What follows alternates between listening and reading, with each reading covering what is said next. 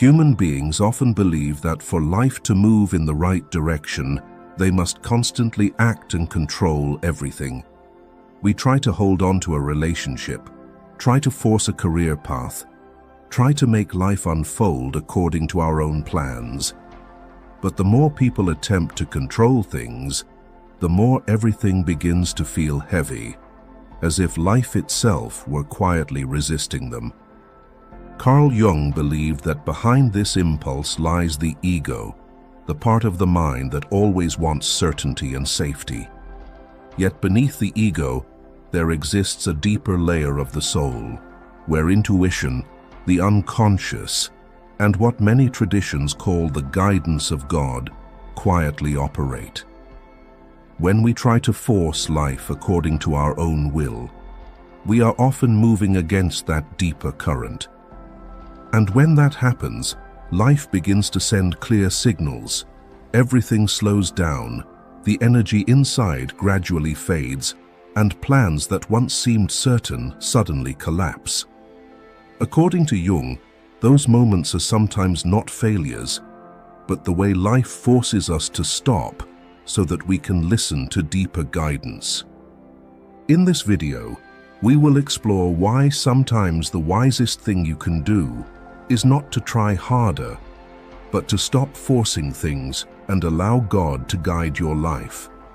And perhaps, when you understand this, you will look at what is happening in your life in a completely different way. Number 1. The illusion of having to do something when the ego mistakes action for safety. Most of us grow up with a very familiar belief. When there is a problem, we must do something immediately. If a relationship begins to crack, we try to speak more, explain more, repair more. If a career path becomes unclear, we rush to search for a new plan, a new goal, a new strategy. If a sense of anxiety appears inside, we immediately try to fill it with action. In the mind of the ego, action is equal to safety. Doing something, whether it is right or wrong, still makes us feel that we are in control of our lives. But from the perspective of analytical psychology, this is one of the deepest illusions of human beings. Carl Jung once remarked very clearly about this tendency when he said, "People will do anything, no matter how absurd, in order to avoid facing their own souls."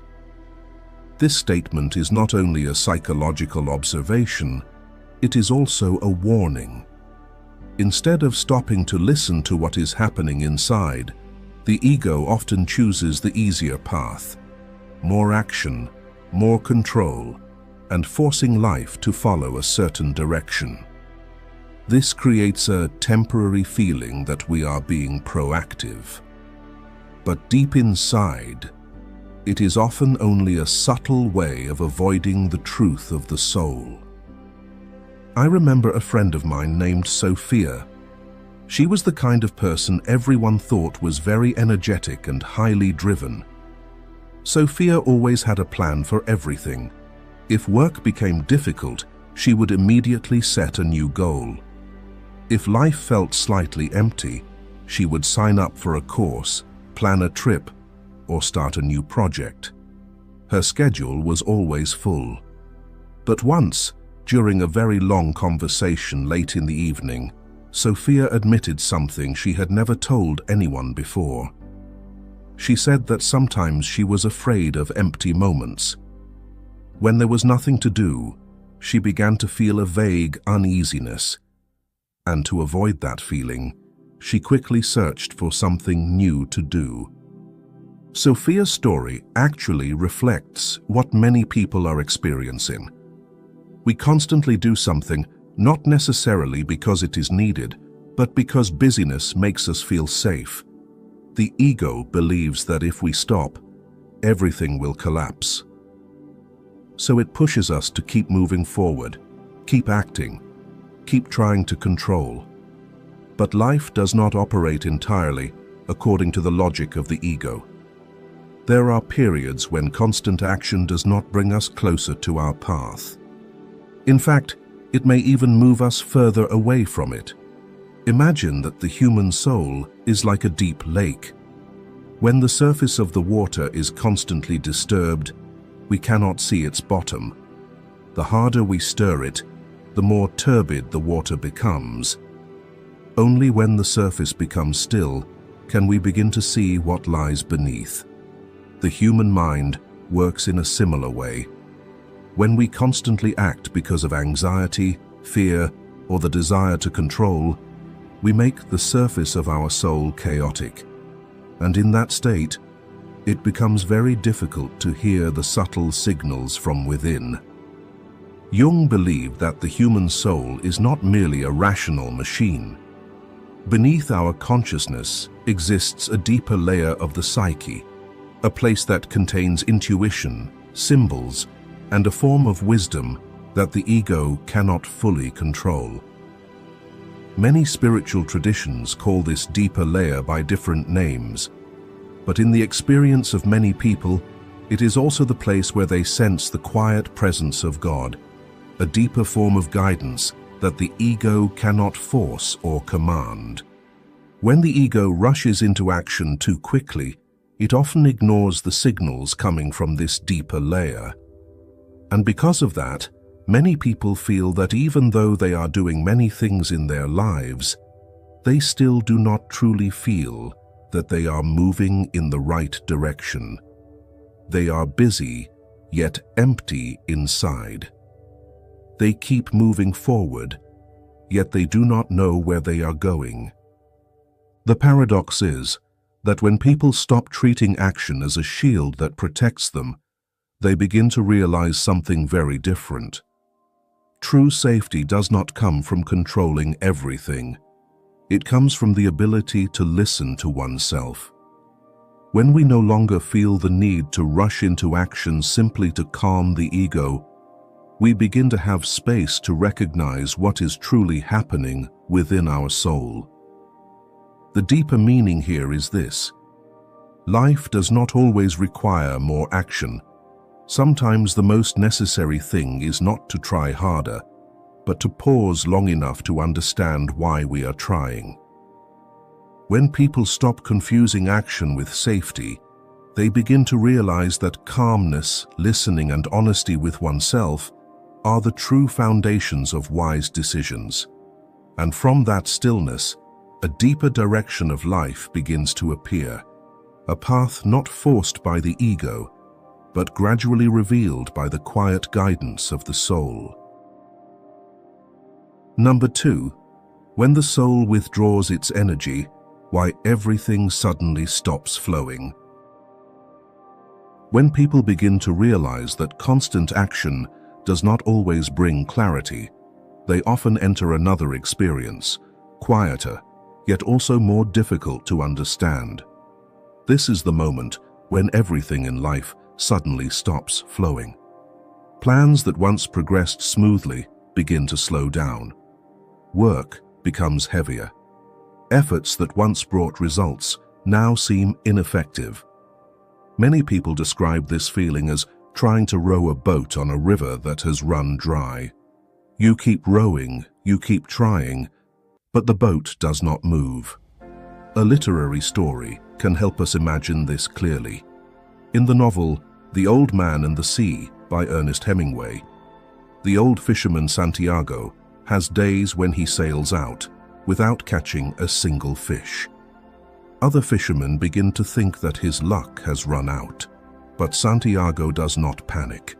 He does not throw his nets everywhere in desperation. He understands that the sea has its own rhythm. Some days the sea is full of fish, and some days the ocean is completely silent. A fisherman cannot force the ocean to give him what he wants. What is notable is not that Santiago catches no fish, but how he responds to the silence of the sea. He does not try to resist it. He accepts that sometimes the ocean needs its own time. The inner life of human beings operates according to a similar rhythm. There are phases when everything flows naturally. You work and opportunities appear. You make efforts and results come. But there are also phases when that flow suddenly slows down.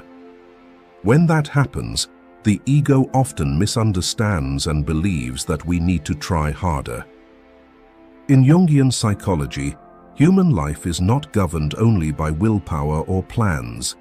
Beneath consciousness exists a deeper center of the psyche, where intuition, meaning, and the true direction of each person's development are held.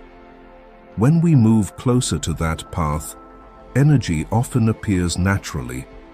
We feel interested, motivated, and we sense that we are moving in the right direction. But when the ego tries to force life toward a direction that is no longer suitable, the first thing that usually disappears is not opportunity, but energy. Jung once wrote a sentence worth reflecting on. Where love rules, there is no will to power, and where power predominates, love is lacking.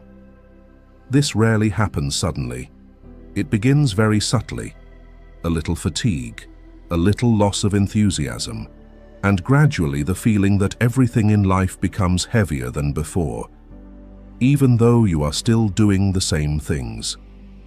To understand this more clearly, imagine that you are trying to grow a tree in soil that does not suit it. You water it more, add more fertilizer, and care for it more carefully. But the tree still grows weakly, not because you care for it incorrectly, but because that soil is not meant for it. When the tree is moved to more suitable ground, it begins to grow almost naturally. No forcing, no excessive effort, only the right environment. Human psychological energy functions in the same way. When you move in the right direction of your development, energy naturally appears. But when you force yourself along a path that no longer belongs to you, that energy gradually withdraws. And what confuses many people is that they think they need to try harder, when what is truly necessary is sometimes to stop. In modern life, many people experience this state without recognizing it. They work hard, set many goals, and constantly push themselves forward. But inside, they feel tired and empty, not because they are weak, but because the flow of their energy is moving toward a direction that no longer belongs to them. From Jung's perspective, when the soul withdraws energy, it does not do so to punish us. It does so to prevent us from continuing further down the wrong path. If energy continued to flow into that path, we might travel very far before realizing that we had lost our way. But when the energy withdraws, the ego is forced to slow down and reconsider its direction. For many people, these slower periods are also the moments when they begin to sense that a deeper form of wisdom is operating in life, something that many spiritual traditions call God. Not as a force that compels life to unfold according to our wishes, but as a quiet guidance that sometimes appears precisely in the moments that force us to stop. Periods when life suddenly becomes slower often carry a deep meaning. They are like a silent signal from within asking you to reconsider your direction. When you stop forcing everything to continue as before, you begin to notice things you previously could not see, your true desires, deeper values, and sometimes an entirely different path. Therefore, when you enter a phase in which everything seems to stop flowing, what you need to do is not panic or force yourself forward at all costs. What you need to do is simply slow down long enough to observe where your energy is truly alive and where it is gradually draining away. Sometimes that very listening will open a direction that you could not previously see. And if you have ever experienced a period when everything in life suddenly slowed down like this, leave a comment. I've been there. Sometimes, just a few simple words are enough to remind us that many other people are walking through the same journey. Number 3. When the signals are ignored, how the unconscious forces you to stop. The moment when the flow of life begins to slow down rarely appears suddenly. Before everything truly stops, life usually sends us many smaller signals. But the problem is that most people do not notice them, or they notice them but choose to ignore them. And when those subtle signals are not heard, the unconscious is forced to use stronger ways to make us stop. From Carl Jung's perspective, the human psyche always seeks to preserve balance. When the ego pulls life too far away from its true path, the unconscious begins to send signs. At first, they are very gentle, a feeling of fatigue without a clear cause, a loss of interest in things that once excited you, or a vague discomfort whenever you think about a certain direction. But because the ego always wants to maintain control, it usually explains these signals in a very simple way. I just need to try harder. Carl Jung once said a very famous sentence: "One does not become enlightened by imagining figures of light, but by making the darkness conscious." What Jung meant here is that if we do not face the uncomfortable signals of the inner world, they will not disappear. On the contrary, they will gradually become stronger. There was once a comment left under a video on this channel that I still remember very clearly. A viewer shared, "I worked at my job for 8 years. For the past 2 years, every morning I woke up feeling heavy. I thought I was just tired, so I tried to work even harder. But then my body began to react. I could not sleep. I had frequent headaches, and eventually I had to quit my job because of exhaustion." Looking back, I realized that I had known for a long time that the job was no longer right for me. This story is not rare. Many people experience similar signals without recognizing their true meaning.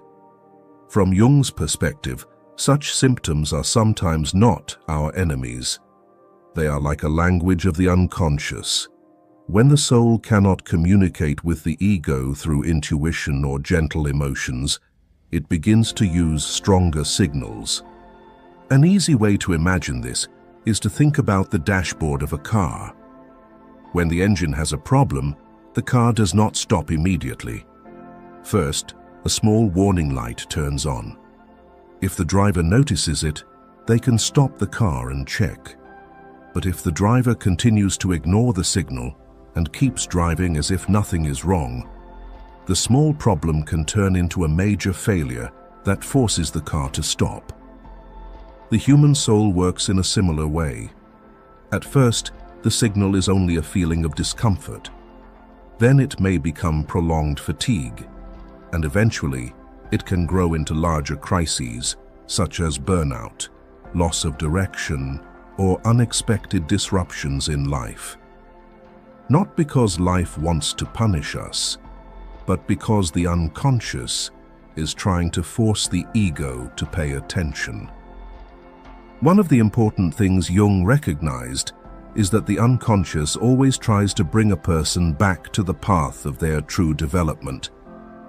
But the ego tends to cling to what is familiar. It fears change, fears losing control, and fears stepping into the unknown. That is why it often ignores the early signals of the soul. And when that happens, the unconscious must speak louder. This is why many people only truly change after a major event. It may be a crisis at work, a relationship that collapses, or a deep period of exhaustion. When they look back, they often realize that the signs had appeared long before. But because they were too busy or too afraid, they did not listen. In many spiritual traditions, the moments that force people to stop are sometimes seen as the way God guides them back to their true path, not through clear instructions, but through experiences that make it impossible to continue living in the old way. What the ego calls a crisis may sometimes be a profound correction of life itself. From Jung's perspective, the symptoms of the soul are not always things that must be eliminated immediately. Sometimes they are messages. They say that something in your life needs to be reconsidered. A part of you is being ignored. And if you continue to ignore it, life will continue to find ways to make you stop. The deeper lesson here is not to live in anxiety about every uncomfortable feeling. The real lesson is to learn to listen to the small signals before they become loud knocks on the door. When you begin to notice the subtle feelings of your soul, the things that make you feel alive, and the things that slowly drain your energy, you are learning an important skill: the ability to enter into dialogue with your own unconscious mind. And when people learn to listen to those signals earlier, they often do not need to wait for a major crisis to change. Sometimes, a simple realization is enough to adjust the direction of life, not through the force of the ego, but through a deeper understanding of what the soul has been trying to say all along. Number 4. The necessary collapse, when God begins to dismantle the wrong path. After the small signals of the soul have been ignored for too long, life sometimes has to create a larger interruption. A job ends, a relationship breaks apart, or a plan that once seemed certain suddenly collapses. To the ego, these moments often feel like loss and chaos. But in Carl Jung's view, these collapses are not always destruction. Sometimes they are a deep restructuring of the soul. Human beings often believe that life should move forward in a straight line. But psychological life does not function like a perfect plan. Jung once wrote, "There is no coming to consciousness without pain." What he meant was not that people must seek suffering, but that real growth often appears only after the old illusions of the ego begin to collapse. An ancient symbol that describes this process clearly is the story of the phoenix. In many cultures, the phoenix is not simply reborn. Before a new cycle of life can begin, it must first pass through a complete burning. The fire consumes the old body until only ashes remain. Yet from those ashes, a new bird appears. For ancient people, this story was not a tragedy, but a symbol of transformation. Some stages of life can end only through total dissolution before a new form can emerge. This idea does not exist only in mythology. In modern science, many living systems develop in a similar way. In neuroscience, when a person changes the way they think or learns something new, the brain must reorganize its neural connections. Old patterns gradually weaken so that new connections can form more strongly. From a scientific perspective, deep development rarely occurs without a kind of dismantling of the old structure. Human psychological life operates according to the same principle. When the ego builds a life based on beliefs or goals that no longer fit the deeper nature of the self, that structure sooner or later begins to crack. A job that once brought a sense of success suddenly feels empty. A relationship that once stood at the center of life becomes a source of tension. A plan you once trusted completely no longer carries the same meaning. On the surface, these moments look like failure. But if we look deeper, they may be signs that a deeper part of life is adjusting your direction. Jung called this process part of the journey of individuation, the journey of becoming who you truly are. In that journey, the ego is not always a reliable guide. Sometimes it must let go of its old images of itself before it can see what it truly needs to become. An easy way to imagine this is to think about rebuilding a house. If the foundation of a building has begun to crack, repainting the walls will not solve the problem. Sooner or later, the entire structure will become dangerous. In such situations, the only way to build something stronger is to dismantle the old structure and begin again from the foundation. From the perspective of the ego, this process looks like destruction. But from the perspective of development, it is a necessary preparation. And sometimes, when people look back on the whole process, they begin to feel that this dismantling was not entirely random. It feels as if God quietly guided their life by removing the paths that no longer belonged to them, in order to open a deeper direction that they could not previously see. It is precisely in those seemingly chaotic periods that many people begin to recognize things they had never seen before: their true values, deeper desires, and sometimes an entirely different path. Losing a job leads them to discover more meaningful work. The end of a relationship forces them to understand themselves more deeply. The failure of a plan pushes them to live according to what they truly believe. Collapse, therefore, is not always the end. Very often, it is simply the transition between two stages of life. Just as a seed must break open before a sprout can appear, some structures of life sometimes need to dissolve so that something new can grow. Thank you for accompanying this story halfway through its journey. Perhaps at some point in life, everyone has experienced a moment when an important part of their life suddenly collapsed. Yet sometimes those very moments become the beginning of an entirely new direction. Take a moment and remember a time when something in your life once broke apart: a job, a relationship, or a major plan. If you wish, share your story in the comments. Sometimes telling that journey not only helps others realize they are not alone, but also helps you see the deeper meaning of the path you have walked. Number 5. Synchronicity and timing: how God speaks through circumstances.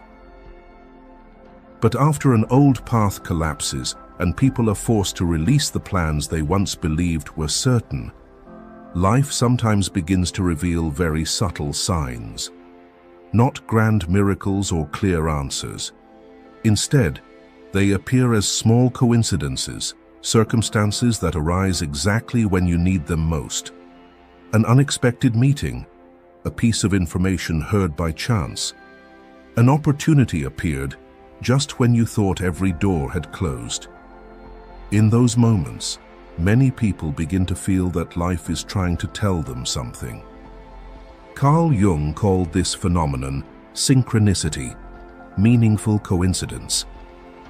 It is when two events occur at the same time without a clear causal relationship, yet carry a profound meaning for the person experiencing them. Jung once wrote, "Synchronicity is an ever-present reality for those who have eyes to see." Meaningful coincidence always exists in life, but only those who pay attention can recognize it. Moments like these often appear in very ordinary situations.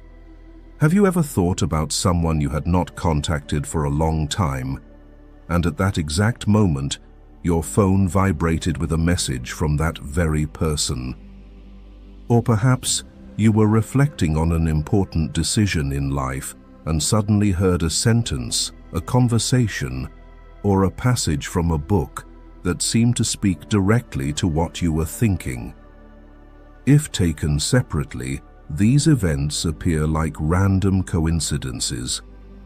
But when they occur at important moments in life, they begin to feel different, as if a meaning is being sent to you. According to Jung, such coincidences reflect a deeper connection between the inner world of a person and the events that occur outside. When someone begins to change internally, when they release an old path, an old belief, or an old image of themselves, the surrounding world sometimes begins to rearrange itself in subtle ways. Events that once seemed unrelated begin to connect, like pieces of a puzzle slowly forming a larger picture. Imagine that life is like walking along a road covered in fog. You cannot see the entire path ahead, only a few steps in front of you. But every time you keep walking, the next part of the road gradually appears. And often, when you look back after a long journey, you realize that the important turns of your life appeared exactly at the moment when you were ready to step into a new direction. Human life often unfolds in a similar way. When we see events only through the perspective of the ego, they appear scattered and difficult to understand. But when we look back years later, we begin to notice that certain encounters, opportunities, and moments appeared in astonishing ways. Experiences like these lead many people to feel that life does not operate entirely through randomness. There are moments when circumstances appear at exactly the right time, as if a deeper intelligence were quietly adjusting their direction. For some people, this is simply luck, but for others, it is the way God guides human beings through the circumstances of life. What is remarkable is that this guidance rarely appears as clear instructions. It does not tell you what to do. Instead, it appears as a series of small signs. One door closes so that you cannot continue along the old path. An opportunity appears just as you are ready to enter a new stage. A person enters your life and changes the way you see the world. In Jung's perspective, moments like these often occur when people begin living closer to their deeper center, the part he called the self. When the ego no longer tries to control everything rigidly, people become more sensitive to the subtle signals of life. They begin to realize that life always has gentle ways of pointing toward a new direction. The important thing here is not to search for meaning in every coincidence. The important thing is to learn to notice the meaningful moments. When you stop forcing everything to follow the rigid plans of the ego, you begin to realize that life always has subtle ways of guiding you forward. Sometimes that guidance comes through an unexpected opportunity. Sometimes it comes through a meeting that seems random. And sometimes it comes through a small event that allows you to see your path in an entirely new way. The deeper meaning of such moments is that they remind human beings that life is not shaped only by personal effort. There is another dimension of life that we cannot completely control. When people learn to listen to that deeper dimension, they begin to realize that life sometimes speaks to us not through words, but through circumstances that appear at exactly the right time. And when someone begins to realize this, the way they see life also changes. They no longer feel that they must force everything to happen. Instead, they learn to walk with greater attention and trust. Because sometimes what guides a person is not the absolute effort of the ego, but the ability to recognize when God is opening a new door within the ordinary circumstances of life. Number 6. Inner peace, the final sign of divine guidance. It is here, after all the signs, the coincidences, and the unexpected doors that appear in life, that people begin to realize something deeper. The clearest sign that you are moving in the right direction does not always lie in external circumstances. It is not success, recognition, or results that can be seen immediately.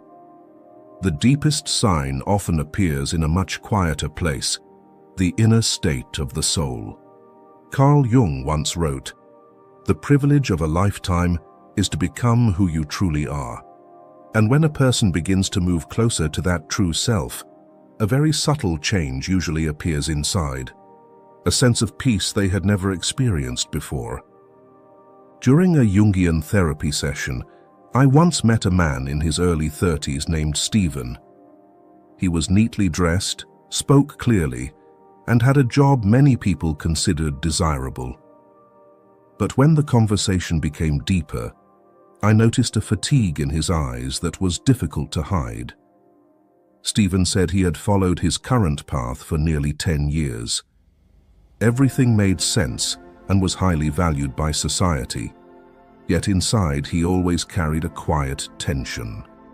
What was remarkable was that when he began speaking about the things he once loved, writing, studying psychology, and working with people, his voice slowed down, and in that moment he seemed to touch a very real part of himself. From Jung's perspective, moments like these are very important, because the human soul rarely speaks to us through clear commands. It speaks through inner states. When a person moves too far away from their true path, the psyche often becomes tense, disordered, and drained of energy. But when they begin moving closer to what truly suits them, another feeling gradually appears. Not intense excitement, but a deep form of quietness. An easy way to imagine this is to think about wearing a pair of shoes that fits perfectly. When the shoes are the wrong size, every step feels uncomfortable, even if you keep walking. But when the shoes truly fit, you hardly think about them anymore. You simply walk naturally. Inner life is similar.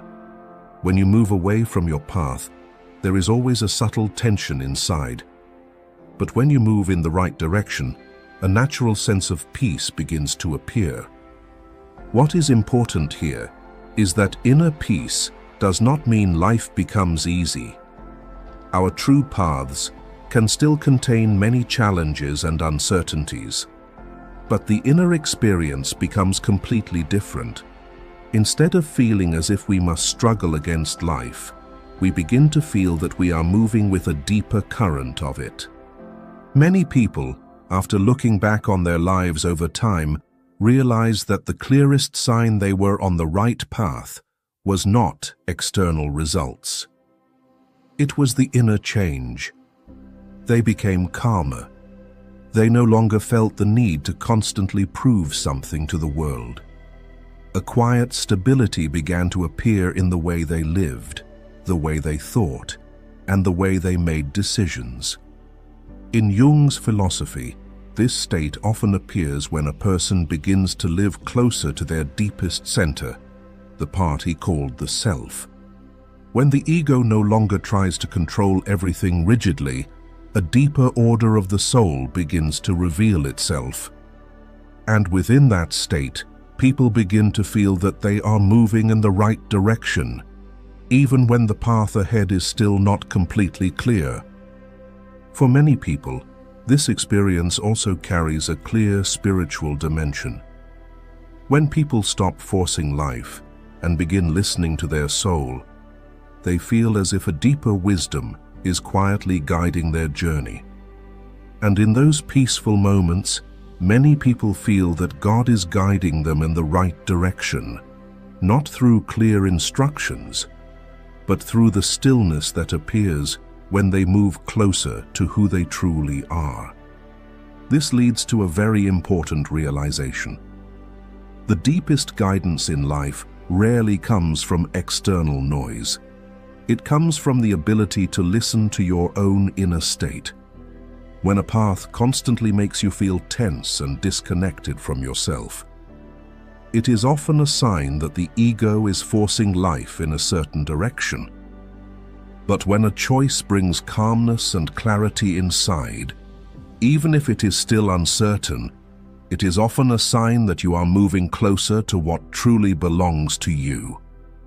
Therefore, sometimes the final sign of divine guidance is not a miracle or a clear answer. It is simply the moment when your soul becomes quiet, not because every problem has disappeared,